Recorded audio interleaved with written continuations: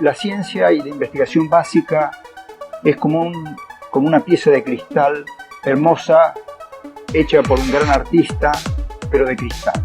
En cualquier momento, por un mal movimiento, a veces queriendo hacerlo y a veces sin darse cuenta, esa pieza de cristal se rompe y se pierden años y años de trabajo y de preparación. Hago votos para que en el futuro, en la Argentina, esa pieza se conserve y que no se produzca la rotura trágica que se ha producido en el pasado más de una vez.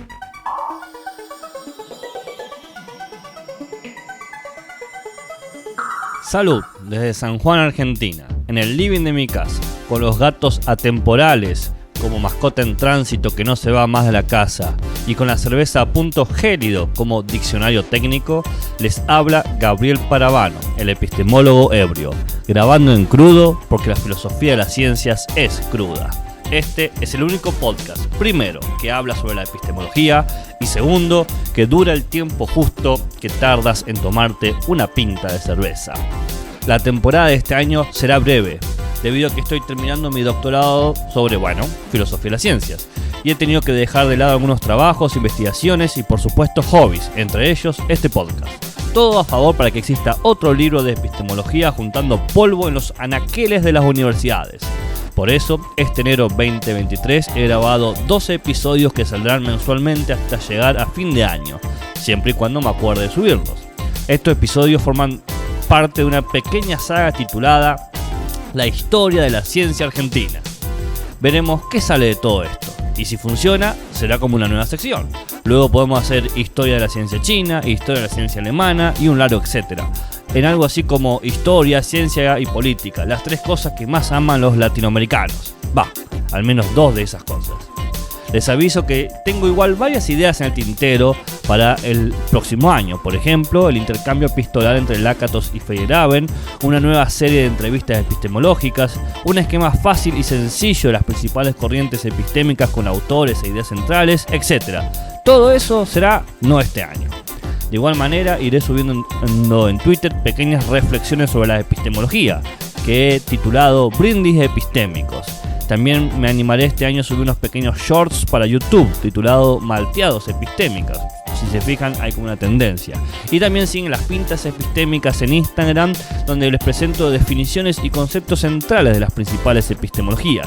Pero en términos de podcast, de lo que se dice como un podcast, como quien dice ahora estoy escuchando un podcast, solo les podré dar el tumulto y el cambalache de la ciencia argentina, que opera como una analogía de mi vida. Es casi como una biografía de mi carrera de investigación para doctorarme. Así, sin más dilación, comencemos con nuestra saga, la historia de la ciencia argentina, desde el virreinato del Río de la Plata hasta la vuelta de la democracia. 200 años del digo que investigo lo que quiero, pero en realidad investigo lo que puedo.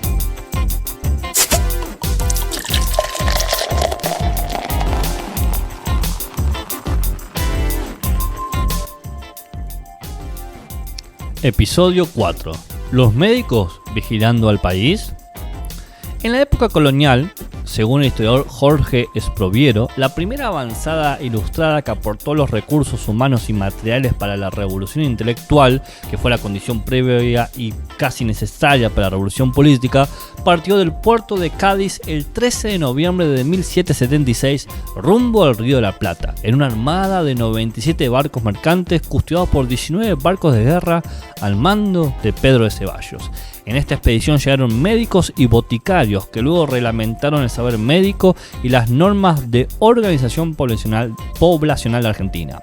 Con los años organizaron las campañas de vacunación y junto a las medidas de higiene social instalaron nuevos ideales políticos.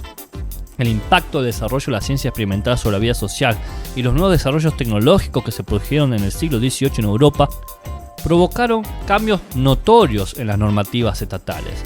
En España, Felipe II organizó los tribunales médicos que existían y los llamó protomedicatos, disponiendo en toda ciudad muy poblada que hubiese un protomedicato y 3 examinadores.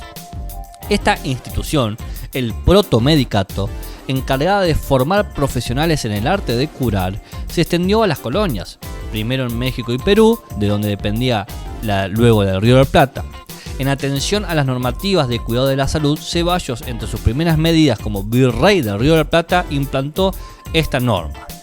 Todos los que se dicen médicos, cirujanos y botecarios de esta ciudad presenten los títulos de grado, certificaciones de práctica y licencias del Tribunal del Protomedicato que deben tener, compareciendo para ello ante don Francisco Piuj y don Alberto Blet, cirujano y boticario mayor del ejército respectivamente.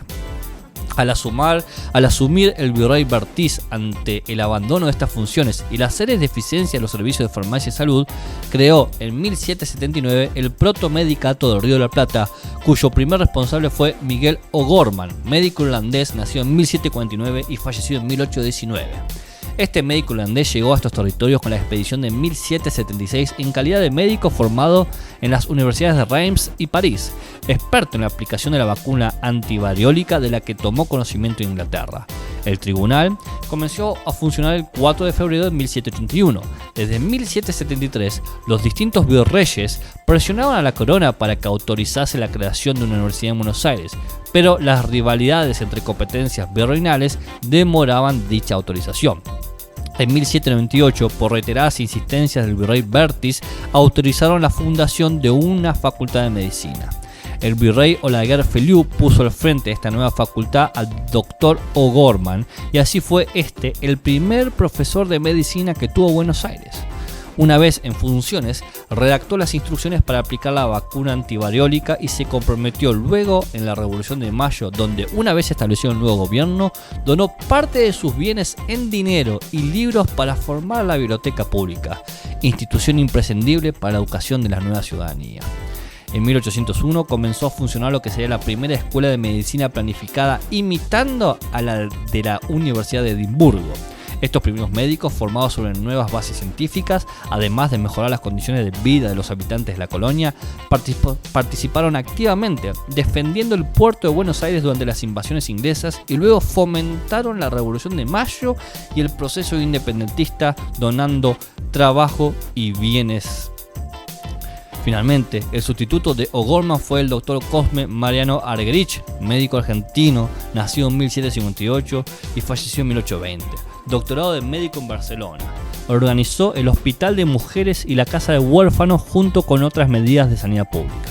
Al igual que su antecesor, se comprometió con la gesta independentista y formó parte junto a otros catalanes como Domingo Mathieu y Juan Larrea del Cabildo Abierto el 22 de mayo de 1810.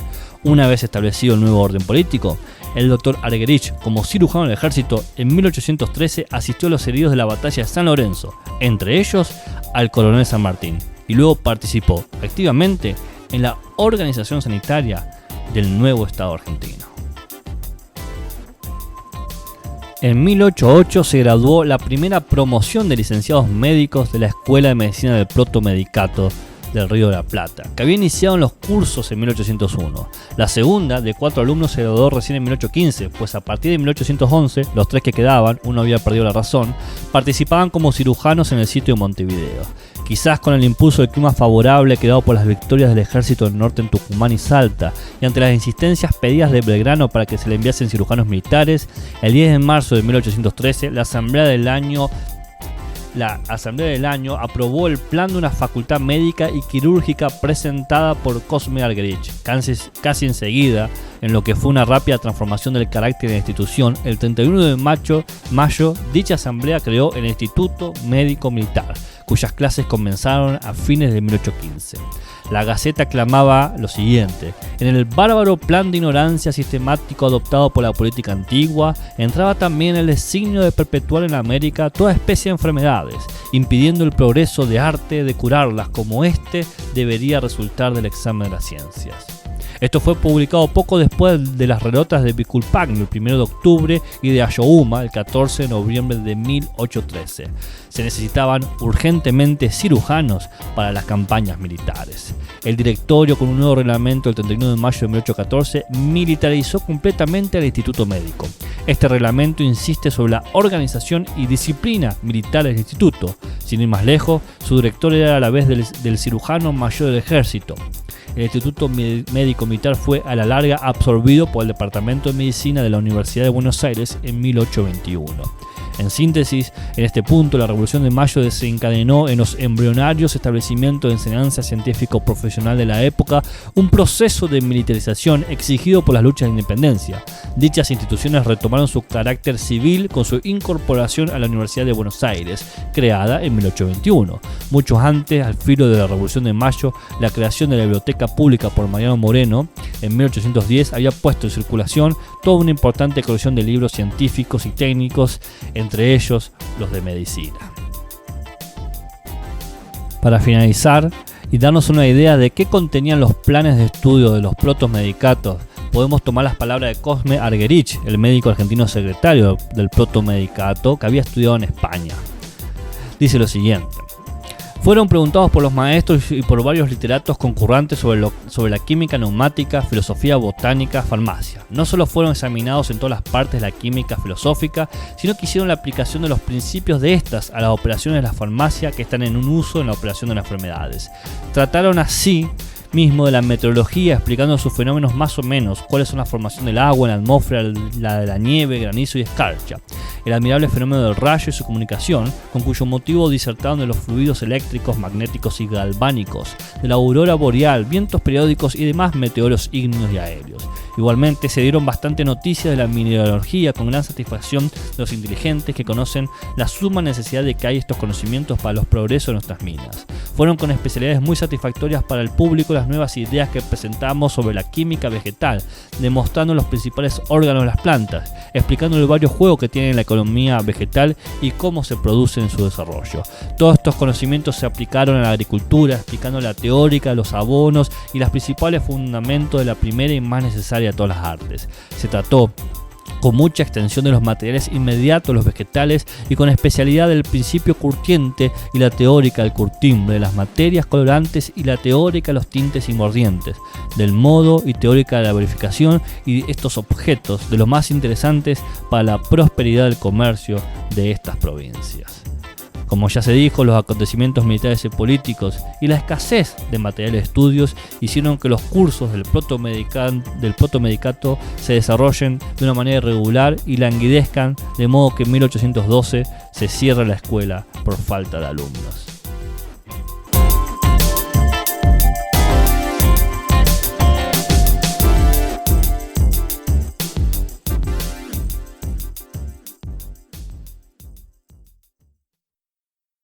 Así termina este episodio de la saga La historia de la ciencia argentina desde el virreinato del Río de la Plata hasta la vuelta de la democracia. 200 años del digo que investigo lo que quiero, pero en realidad investigo lo que puedo. Para que sepan, me he basado principalmente en la obra de Cristina Ambrosini y Gastón Beraldi, Pensar la ciencia hoy, la epistemología entre teorías, modelos y valores del 2020. Pero lo he estado apoyando con lecturas, comentarios y análisis de otros textos, por ejemplo, el de Miguel de Azúa, La ciencia de Mayo, la cultura científica en el Río de la Plata 1800-1820, que se publicó en el 2010. También del mismo autor, Miguel de Azúa, su obra titulada Una gloria silenciosa, 2 siglos de ciencia argentina, publicado en el 2012. Después un clásico, el de José Babini, Historia de la ciencia argentina, publicado en 1949.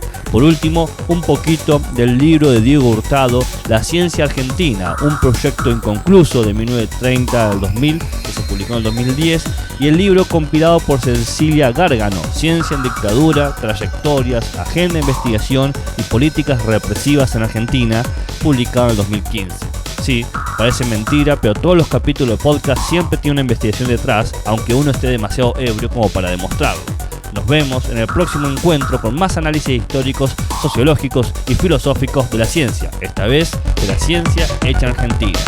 Salud y buenas ciencias, Argentina.